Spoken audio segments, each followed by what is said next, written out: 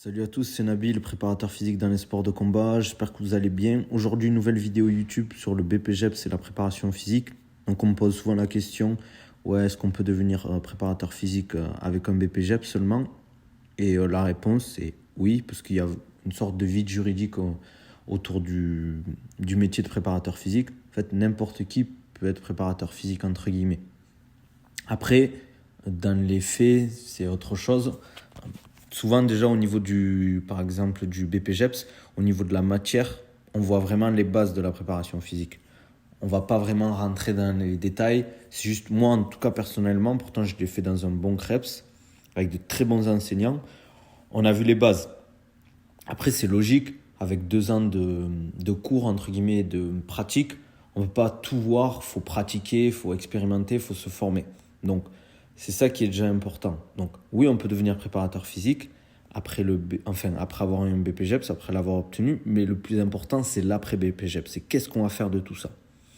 Déjà, il va falloir savoir si on veut être un préparateur physique généraliste, qui va toucher à énormément de sports différents, ou à une spécificité. Par exemple, souvent, il y a des préparateurs physiques qui sont très bons dans les sports co, certains vont se spécialiser dans les sports de glisse ou sports extrêmes, d'autres seulement dans le football ou dans les sports de combat. Et là, on va les appeler plus des préparateurs physiques spécialistes, parce qu'ils connaissent la discipline, ils l'ont sûrement pratiqué, ils ont fait de la compétition. Et ça, on ne va pas se mentir, je trouve que ça aide.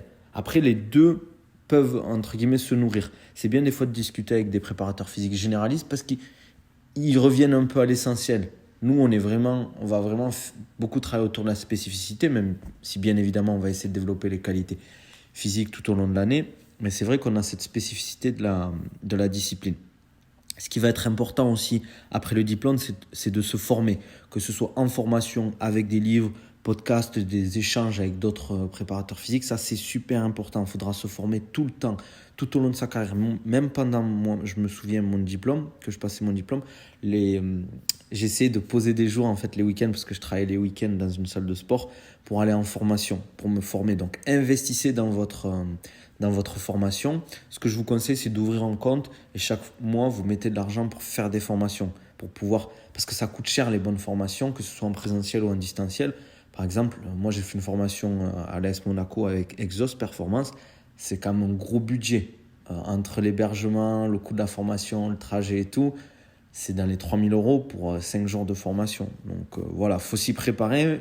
Après, c'est un gage de qualité, on se forme parce qu'on est passionné aussi. Moi, j'ai adoré faire cette formation. Il y a aussi, ce qui est important, c'est prendre de l'expérience. Ça va prendre du temps, il faut pratiquer, il faut faire des coachings, il faut faire du suivi à distance. Je pense faire les deux, c'est très intéressant pour, entre guillemets, progresser dans tous les aspects parce que vous serez amené à faire du suivi à distance ou peut-être que du coaching, ou peut-être que du suivi à distance et pas de coaching. Ça dépend des gens. Donc, il faudra être patient. Ça, c'est super important. Et aussi, il y a une autre notion qu'on oublie souvent, c'est pratique ce que tu prêches.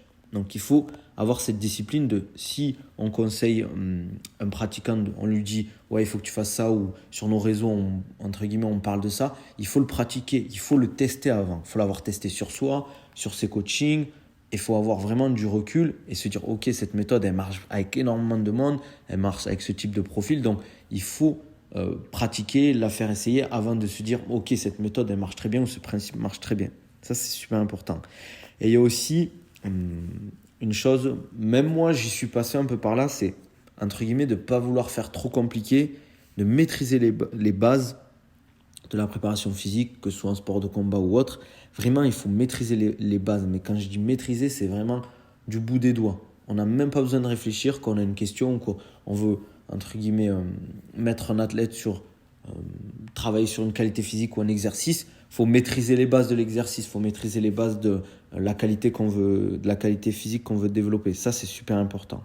Après, il y a d'autres choses qui sont importants, comme les réseaux, développer ses réseaux sociaux, parce que ça va nous permettre d'avoir une clientèle et on ne va pas se mentir. Moi, je me souviens dans le BP, entre guillemets, les cours de communication qu'on avait, c'est pas ça qui m'a aidé à développer mes réseaux sociaux. Moi, j'avais déjà commencé à travailler sur mes réseaux sociaux, à avoir une clientèle, à en parler autour de moi, que j'allais devenir coach préparateur physique. Et ça m'a permis, en fait, en sortant du BP, de directement avoir des clients, parce que c'est pas si simple que ça, surtout en France, où le coaching, c'est pas forcément, je vais pas dire c'est pas bien vu, mais c'est quand même un gros budget. Les gens, c'est pas la priorité pour la plupart des gens. Donc ça, c'est important.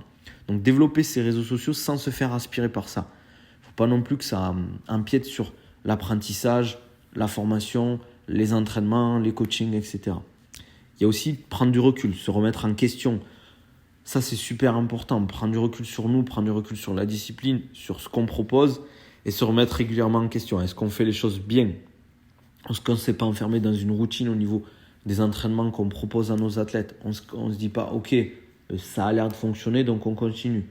Toujours à discuter avec d'autres prépas. Ouais, qu'est-ce qu'ils font, qu'est-ce qu'ils peuvent t'apporter pendant les formations? Mais discuter avec les autres prépas. Même des gens qui sont sortis de l'école ou de formation, et toi peut-être tu auras 10 ans d'expérience, discuter avec eux, ils vont énormément te nourrir comme toi tu vas les nourrir.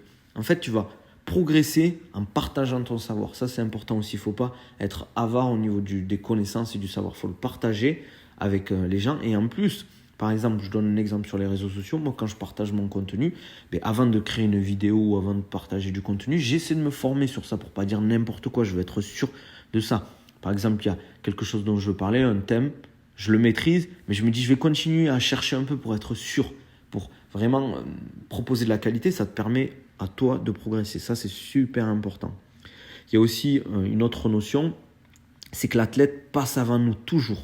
C'est l'athlète qui passe avant nous. Nous, on est là au service de l'athlète pour qu'il puisse réussir en toute sécurité, performer, réussir à atteindre ses objectifs. Nous, on est juste derrière. Le préparateur physique, c'est un travail de l'ombre. Même s'il peut avoir, entre guillemets, pas sa gloire, mais avoir de la reconnaissance. Mais nous, on est dans l'ombre. On n'est pas là pour prendre, entre guillemets, vampiriser l'athlète. Ça, c'est super important.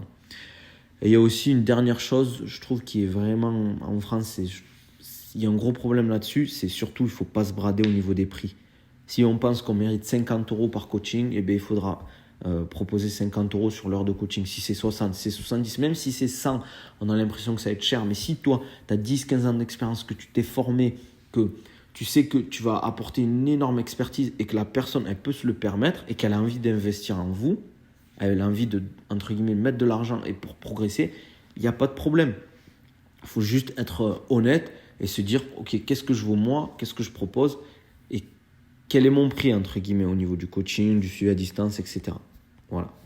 En tout cas, si ce type de contenu vous plaît, n'hésitez pas à me poser des questions sur le BP ou le métier de préparateur physique. Je répondrai avec grand plaisir, que ce soit en commentaire ou vous pouvez m'envoyer un message sur mes réseaux sociaux, que ce soit Insta, c'est là où Insta ou Twitter, peu importe, c'est là où je suis le plus dispo, même TikTok si jamais. Voilà, et si vous avez besoin d'un préparateur physique pour vous accompagner, si vous faites de la compétition, même sur du coaching sportif plus traditionnel, il n'y a pas de souci. Voilà, n'hésitez pas en tout cas à me follow sur les réseaux, à me follow sur YouTube, à partager, à commenter, ça m'aide énormément. Et je vous dis à la prochaine. Ciao.